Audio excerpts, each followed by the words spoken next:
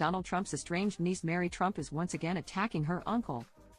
After the Colorado Supreme Court banned the ex-president, 77, from the ballot on the grounds he violated the 14th Amendment by engaging in insurrection on January 6, Mary is calling out his critics for still supporting her uncle.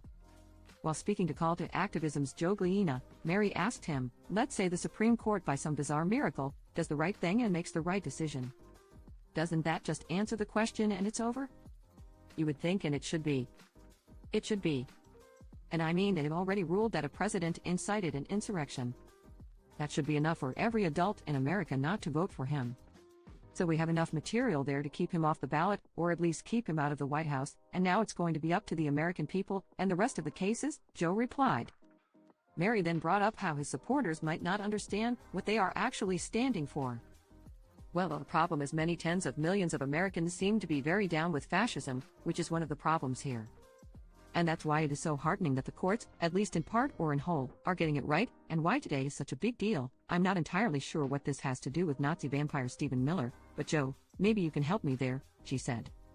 As OK previously reported, many people have spoken out about Colorado's decision, including President Joe Biden. "Well, I think that was certainly self-evident. You saw it all. Now whether the 14th Amendment applies, I'll let the court make that decision. But he certainly supported an insurrection. No question about it. And he seems to be doubling down on about everything. Anyway," he replied when asked if Donald is an insurrectionist. Of course, Donald didn't appreciate Joe talking smack about him, and hit back with a response via Truth Social.